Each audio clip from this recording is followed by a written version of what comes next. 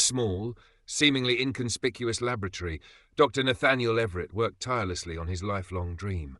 For years, he had been obsessed with the concept of time, its flow, and its infinite possibilities.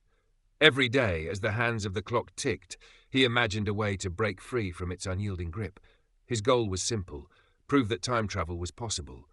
Yet after years of failed experiments, his hope was beginning to wane. That was until one stormy evening, when he stumbled upon something that would change everything. Dr. Everett's discovery was the result of a decade-long search for the impossible. A small, dusty journal tucked away in an obscure library had given him the missing piece. It contained writings from a long-forgotten physicist, one who had theorized a method of bending time itself. According to the journal, time wasn't a linear sequence, but rather a vast, complex web of interconnected moments, all of which could be accessed under the right conditions. The formula was buried in the text, and though it appeared to be a riddle, Everett believed it held the key.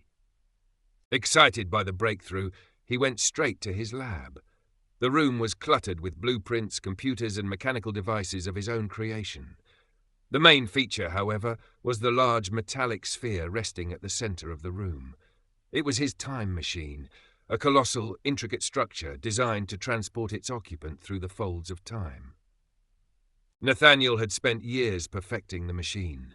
It had taken on a life of its own, with glowing lights and a hum that seemed to echo the rhythm of the universe itself. As he connected the final wires and input the formula into the control panel, his heart raced with anticipation. He stepped into the machine, his fingers trembling as he pressed the start button. A bright light engulfed the room, and for a moment everything went still. Then the world around him shifted. Colors swirled, and the air itself seemed to vibrate. When the light faded, Nathaniel found himself standing in the middle of an unfamiliar landscape. At first it was disorienting. The sky above was not the modern blue he knew, but instead a soft golden hue, and the air smelled different, earthier, older. He had travelled to the past, but to what exact time? As he looked around, he realized he was in a bustling city, but it wasn't any city he recognized. Ancient buildings towered above him, their architecture a strange blend of Roman and Egyptian styles. "Where am I?" he muttered to himself, a sense of awe and terror rising within him. He had travelled back thousands of years to the time of the great civilizations, long before recorded history. But what would he do now? Was this a one-way trip? He wandered the streets, trying to blend in with the crowds. People dressed in elaborate robes passed by, paying no attention to him. Everything seemed so ancient, yet strangely advanced in its own way. As Nathaniel moved deeper into the city, he began to hear whispers of a great king who had just returned from a mysterious expedition. Rumors swirled that this king had unlocked the secret of immortality and had travelled through time itself. Intrigued and filled with questions, Nathaniel decided to find this king. Maybe he held the answers to what had happened to the time machine or how to return home.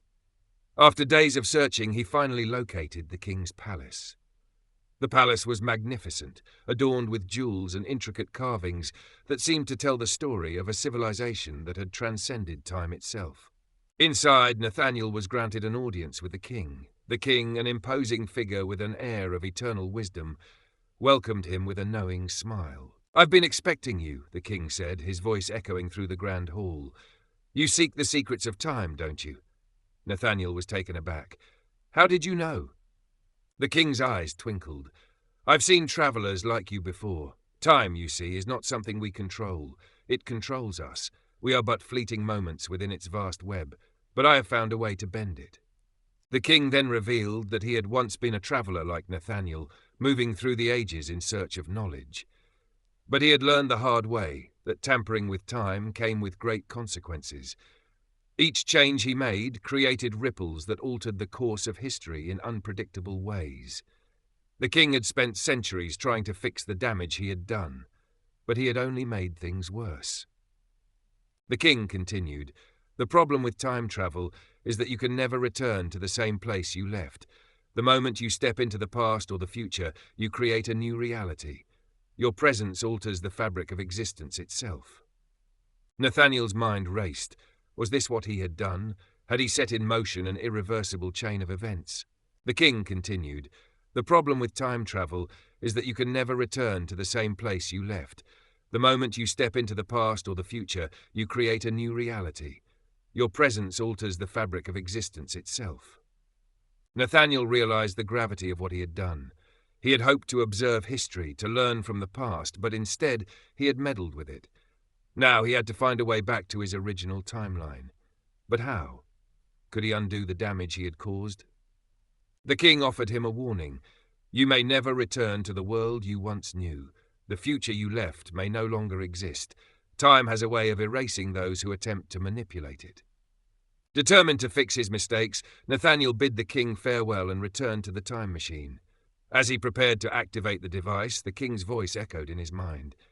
"Remember, Nathaniel, time does not forgive. You cannot outrun the consequences of your actions." With a heavy heart, Nathaniel stepped back into the machine. The lights flickered, and the air around him pulsed once again. He didn't know where or when he would end up, but he was ready to face whatever awaited him. He had learned that time was not a force to be controlled. It was a force that controlled him.